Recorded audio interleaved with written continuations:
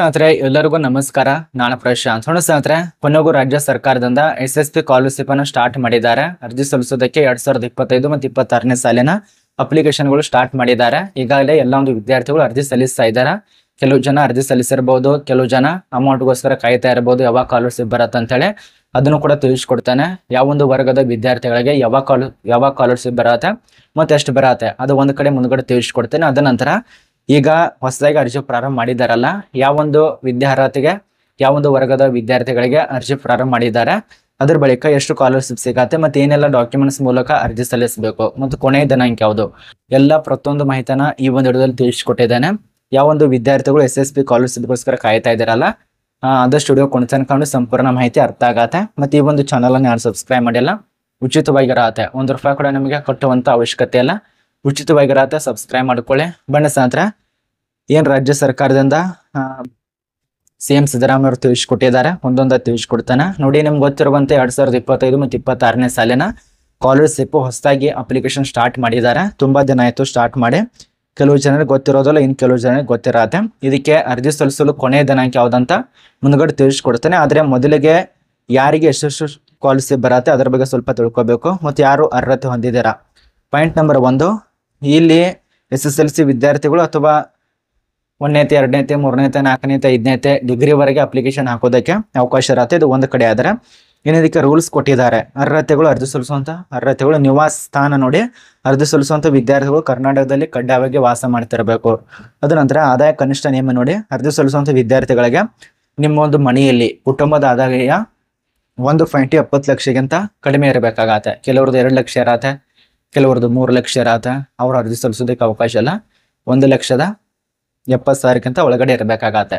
ಅಂದ್ರೆ ನಿಮ್ಮೊಂದು ಆದಾಯ ಪ್ರಮಾಣ ಪತ್ರ ತೆಗೀರಿ. ಅದರಲ್ಲಿ ಆದಾಯ ಅಂತ ಬರೆದಿರ್ತಾರೆ. ಕೆಲವರಿಗೆ ₹30,000 ಕೊಟ್ಟಿರ್ತಾರೆ, ಕೆಲವರಿಗೆ ₹20,000 ಕೊಟ್ಟಿರ್ತಾರೆ, ಇನ್ನು ಕೆಲವರಿಗೆ ₹30,000 ಬರ್ದಿರತ್ತೆ. ಅಲ್ಲಿ ನಿಮ್ಗೆ ಎಷ್ಟಿದೆ ಅಂತ ಚೆಕ್ ಮಾಡ್ಕೊಳ್ಳಿ. 1.5 ಲಕ್ಷಕ್ಕಿಂತ ಜಾಸ್ತಿ ಇತ್ತಂದ್ರೆ ಅರ್ಜಿ ಸಲ್ಲಿಸಲು ಅವಕಾಶ ಇಲ್ಲ. 1.70 ಲಕ್ಷ ಅದು ಕೊಟ್ಟಿದ್ದಾರೆ.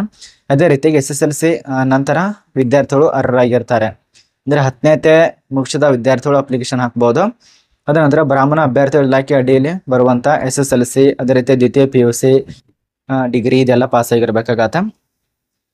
ಅಂದ್ರೆ ಈ ಒಂದು ಎಲ್ಲ ವಿದ್ಯಾರ್ಥಿಗಳು ಅಪ್ಲಿಕೇಶನ್ ಹಾಕಬಹುದು, ಪ್ರತಿಯೊಂದು ವಿದ್ಯಾರ್ಥಿಗಳು. ಇನ್ನು ಅರ್ಜಿ ಸಲ್ಲಿಸಲು ಬೇಕಾಗುವಂತ ಡಾಕ್ಯುಮೆಂಟ್ಸ್ ಮೊದಲಿಗೆ ಇತರೆ ಡಾಕ್ಯುಮೆಂಟ್ಸ್: ಮೊಬೈಲ್ ಸಂಖ್ಯೆ, ಕಾಲೇಜ್ ಅರ್ಜಿ ಶುಲ್ಕ, ಮಾರ್ಕ್ಸ್ ಕಾರ್ಡ್ಗಳು, ಕಾಲೇಜ್ ಪ್ರವೇಶ ಪ್ರಮಾಣ ಪತ್ರಗಳು, ವಿದ್ಯಾರ್ಥಿಯ ಜಾತಿ ಪ್ರಮಾಣ ಪತ್ರ, ಅದನಂತರ ವಿದ್ಯಾರ್ಥಿಯ ಆದಾಯ ಪ್ರಮಾಣ ಪತ್ರ, ಜಾತಿ ಪ್ರಮಾಣ ಪತ್ರ, ಪೋಷಕರ ಆಧಾರ್ ಕಾರ್ಡ್ ಬೇಕಾಗತ್ತೆ. ಪೋಷಕರ ಆದಾಯ ಪ್ರಮಾಣ ಪತ್ರ ಬೇಕು, ಪೋಷಕರ ಆಧಾರ್ ಕಾರ್ಡ್ ಬೇಕು, ವಿದ್ಯಾರ್ಥಿ ಆಧಾರ್ ಕಾರ್ಡ್ ಬೇಕು.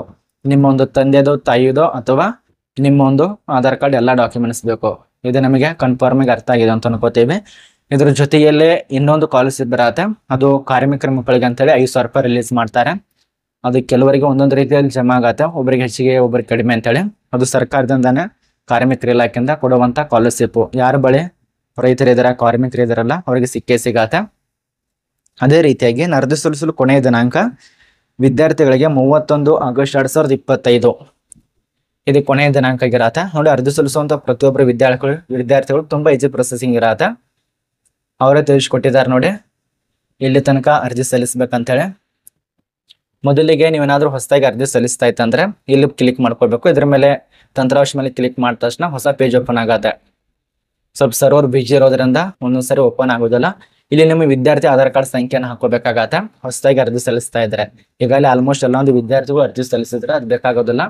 ಹೊಸದಾಗಿ ಅರ್ಜಿ ಸಲ್ಲಿಸ್ತಾ ಇದ್ರೆ ಇದು ಈಗಾಗಲೇ ನಿಮ್ಮ ಹತ್ರ ಅಪ್ಲಿಕೇಶನ್ ID ಇತ್ತಂದ್ರೆ ಇದ್ರ ಮೇಲೆ ಕ್ಲಿಕ್ ಮಾಡ್ಕೊಳ್ಳಿ. ಕ್ಲಿಕ್ ಮಾಡಿದ ತಕ್ಷಣ ಈ ರೀತಿಯಾಗಿ ಹೊಸ ಪೇಜ್ ಓಪನ್ ಆಗತ್ತೆ. ನಿಮ್ಮೊಂದು ಯೂಸರ್ ಐಡಿ ಹಾಕೊಳ್ಳಿ, ಅದ ನಂತರ ಪಾಸ್ವರ್ಡ್ ಹಾಕೊಳ್ಳಿ, ಅದ ನಂತರ ಕ್ಯಾಪ್ಚರ್ ಹಾಕೋರಿ, ಮುಗಿತ್ತು. ಎಲ್ಲ ಸ್ಟೂಡೆಂಟ್ ಲಾಗಿನ್ ಆಗ್ತೀರಾ, ಅದಕ್ಕೆ ಸಂಬಂಧಪಟ್ಟಂತೆ ಎಲ್ಲ ಒಂದು ಮಾಹಿತಿನ ಪ್ರತಿಯೊಂದು ಮಾಹಿತಿನ ಸಲ್ಲಿಸಬೇಕಾಗತ್ತೆ. ಅಲ್ಲಿ ಸುಮಾರು 4-5 ಸ್ಟೆಪ್ ಬರ್ತವೆ. ಆ ಒಂದು 4-5 ಸ್ಟೆಪ್ ಅನ್ನ ಸಲ್ಲಿಸಿದ್ರೆ ಮುಗಿಯಿತು. ಅದ ನಂತರ ನಿಮ್ಮ ಒಂದು ಕಾಲೇಜಿನಲ್ಲಿ ರಿಜಿಸ್ಟರ್ ಮಾಡ್ಬೇಕಾಗತ್ತೆ, ಅಟೆಂಡ್ ಮಾಡಿಸ್ಬೇಕಾಗ ಅದು ಕೂಡ ಮಾಡ್ತಾರೆ ಅವರು. ಸರಿ ಕಾಲ್ ಮಾಡಿ ಹೇಳಿದ್ರೆ ಮುಗಿಯುತ್ತೆ. ಅವರು ಒಂದು ನಂಬರನ್ನ ಕ್ಲಿಕ್ ಮಾಡೋದು, ಅದ ನಂತರ ಎಂಟರ್ ಮಾಡ್ಬೇಕಾಗತ್ತೆ, ಮುಗಿಯಿತು. ಅದಾದ ಬಳಿಕ ನಿಮ್ಮೊಂದು ಅಪ್ಲಿಕೇಶನ್ ಹಾಕ್ತೀರಾ. ಅದಾದ ಬಳಿಕ ನಿಮಗೆ ಸುಮಾರು 3 ತಿಂಗಳಾಗ್ಬೋದು, 4 ತಿಂಗಳಾಗ್ಬೋದು, 5 ತಿಂಗಳಾಗ್ಬೋದು. ಇಷ್ಟಾದ್ಮೇಲೆ ಹಣ ಬರೋದಕ್ಕೆ